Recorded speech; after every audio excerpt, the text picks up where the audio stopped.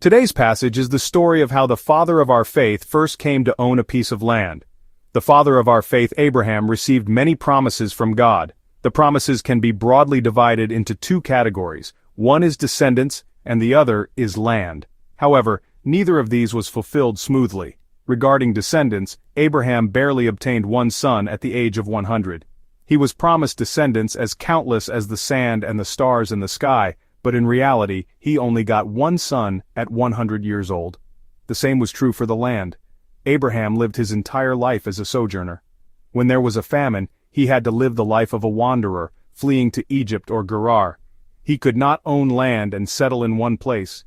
God said he would give him the land of Canaan, but that promise remained unfulfilled for hundreds of years, and the land was only taken in the time of Joshua. As you can see, a long time may be required between a promise and its fulfillment. As I mentioned last Sunday, we are very interested in the gifts we receive from the fulfillment of promises. Having children, owning land, these are all gifts that come from the fulfillment of a promise. But the giver of the gifts, God, is more important than the gifts themselves. The God who makes and fulfills the promises is more precious and important to us than the children or the land we receive from those fulfilled promises. In today's passage, Abraham finally acquires a tiny piece of land for the first time. It was because Sarah had died, and he needed a place to bury her. However, the conversation that takes place during the land purchase is a bit strange. In fact, this kind of dialogue is very difficult for Westerners to understand. That's why, when I was studying for my doctorate in Germany, there were times when my German colleagues couldn't quite grasp the context of this biblical passage, whereas I, as someone from an Eastern culture, could better understand the underlying meaning behind the words.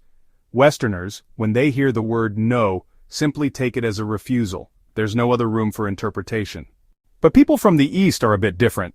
For instance, in Eastern cultures, when you offer someone food and they politely decline saying, "I'm fine," if you take that refusal at face value and don't offer again, it can lead to an awkward situation. They may have politely declined once out of courtesy, unable to say yes right away. If you take that polite refusal literally, the relationship between the two people can easily be broken or become strained. The conversation in today's passage to buy land follows this Eastern style. In response to Abraham's request to buy the land, Ephron the Hittite says the following in verse 11, "No, my lord, listen to me. I give you the field, and I give you the cave that is in it. I give it to you in the presence of my people. Bury your dead." Ephron told Abraham that he would give him the field and the cave within it for free.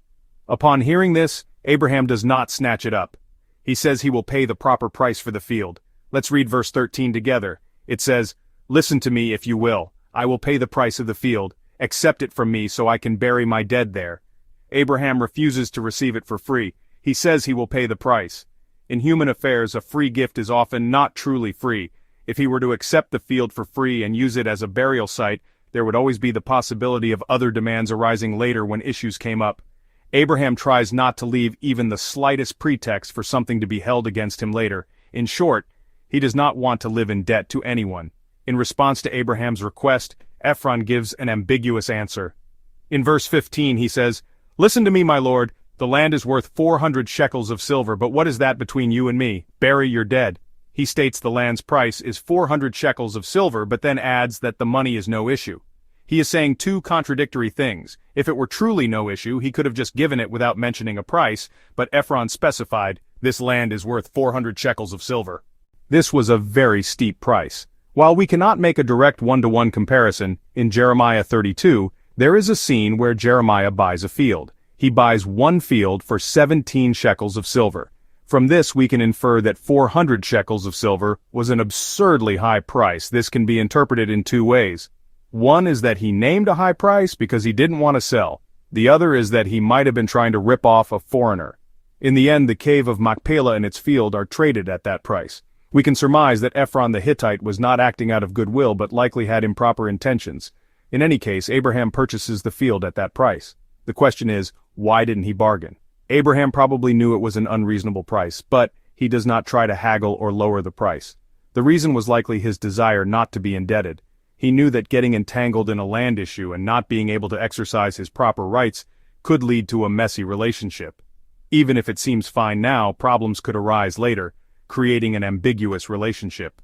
In this sense, paying a fair price is very important. And it is best not to try to get something for free, because you will surely have to hear about it later or problems will arise. This principle can be applied directly to our life of faith.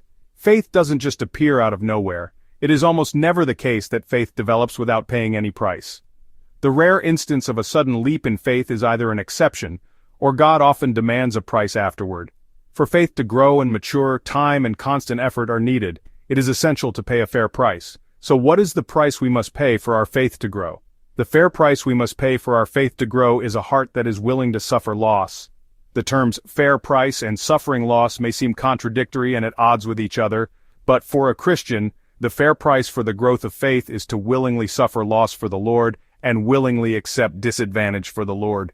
This is the fair price for Christians. In fact, in today's passage, Abraham also bought the field for more than the market price. He took a loss. That is why suffering a loss is the payment of a fair price. He could willingly take this loss because he believed that God would provide and fill what was lacking. We, the people of faith, can willingly suffer loss because we are with God who makes up for our losses. This is the way people who have received grace live. Through the grace given freely to us, we have already experienced a great profit. We are people who have received freely things that could never be bought with a price. That is why people of faith can willingly suffer loss and willingly accept disadvantage. It is because we have already experienced a great grace, a grace beyond words, a grace so great its value cannot be measured. Dear brothers and sisters, we are people who voluntarily suffer loss, and we are people who know how to willingly accept disadvantage. This is because we have experienced from God a great grace that is incomparable to that loss or disadvantage. We have already received and are living in a grace that we could never buy with our own strength or by paying a price to God. I bless you in the name of the Lord to become saints who live by paying the fair price of loss and disadvantage, and by doing so, I bless you in the name of the Lord to live in a way that shows the people of this world who are obsessed with petty gains what a life of receiving immeasurable grace looks like.